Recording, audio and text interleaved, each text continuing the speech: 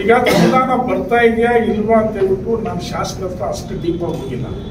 ಶಾಸಕರು ಚುನಾವಣೆ ಸ್ಪರ್ಧೆ ಮಾಡಿದಂಥ ಸಮಯದಲ್ಲಿ ಸಮೃದ್ಧಿ ಮಂಜುನಾಥ್ ಅವರು ನಾನು ಯಾರು ತೀರ್ಮಾನ ಮಾಡಬೇಕು, ಯಾರು ಸಪೋರ್ಟ್ ಮಾಡೋಣ ಅಂತ ಹೇಳ್ಬಿಟ್ಟು ನಾವು ಗೊಂದಲದಲ್ಲಿದ್ದಾಗ ನಮ್ಮ ಸ್ನೇಹಿತರೆಲ್ಲ ಸೇರಿಕೊಂಡು ಇಲ್ಲ ಲಾಸ್ಟ್ ಟೈಮ್ ಸಮೃದ್ಧಿ ಮಂಜುಗೆ ನಾವು ಸಪೋರ್ಟ್ ಮಾಡಿದ್ದೀವಿ, ಈ ಸರಿನೂ ಅವರಿಗೆ ಸಪೋರ್ಟ್ ಮಾಡೋಣ, ಅವರೊಂದ್ಸರಿ ಗೆದ್ದು ಬೀಳಿ ಅಂತ ಕೇಳಿದಾಗ ನಾನು ತೀರ್ಮಾನ ತಗೊಂಡು ಪ್ರಬಲತೆ ಯೋಚನೆ ಮಾಡ್ತಾ ಇದ್ದಂಥ ಸಮಯದಲ್ಲಿ ಇದೇ ತಾಲೂಕು ಜಾತ್ಯತೀತ ಜನತಾದಳದ ಅಧ್ಯಕ್ಷರಾಗಿದ್ದಂಥ ಕಾರ್ಯದರ್ಶಿ ನಾಗರಾಜ್ ಅವರು, ಅವ್ರ ಮುಂದಿನ ನನಗೆ ಆತ್ಮೀಯರು, ಈಗಲೂ ನನಗೆ ಆತ್ಮೀಯರವರು ಸಮೃದ್ಧಿ ಮಂಜುನಾಥ್ ಅವರು ನನ್ನ ಹತ್ರ ಬಂದು ಕೇಳ್ಕೊಂಡು ನಿಮ್ಮ ಸಹಕಾರ ಬೇಕೇ ಬೇಕು ಅಂತ.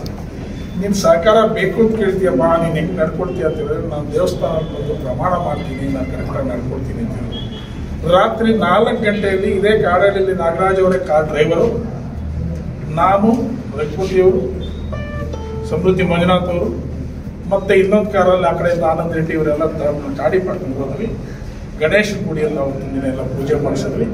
ಅವತ್ತಿನ ದಿನ ಅವರು ಮಾತು ಹೇಳಿದ್ರು, ಯಾವುದೇ ನಮ್ಮನ್ನು ನಾನು ಶಾಸಕರಾಗಿ ಗೆದ್ದ ಮೇಲೆ ಯಾವುದೇ ಅನುದಾನ ಬಂದರೂ ಸಹ ನಿಮ್ಮ ಹತ್ರ ಕುತ್ಕೊಂಡು ಚರ್ಚೆ ಮಾಡಿ ನಾನು ಅನುದಾನ ಹಂಚಿಕೆ ಮಾಡ್ತೀನಿ, ಯಾವುದೇ ವಿಷಯ ತಾಲೂಕು ವಿಷಯ ಬಂದಾಗ ನೀವು ನನ್ನ ಗಮನಕ್ಕೆ ತಂದಿರೋ ನಾನು ಯಾವುದೂ ಮಾತಾಡೋದಿಲ್ಲ ಅಂತ ಹೇಳ್ಬಿಟ್ಟು ತಾಲೂಕು ದೇವಸ್ಥಾನದಲ್ಲಿ ಗಾಡಿ ಪಾಠದಲ್ಲಿ ಪ್ರಮಾಣ ಮಾಡಿಸ್ಕೊಂಡ್ವಿ.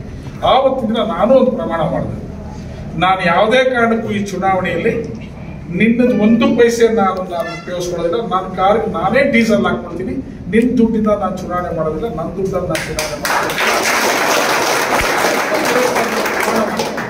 ನಾನು ಏನು ಹೇಳಿದ್ದೀನಿ ಅದನ್ನು ನಾನು ನಡ್ಕೊಂಡಿದ್ದೀನಿ, ಅವ್ರು ಹೇಳಿರೋದನ್ನು ಅವ್ರು ನಡ್ಕೊಂಡಿಲ್ಲ ಅಂತ ಹೇಳ್ತೀನಿ.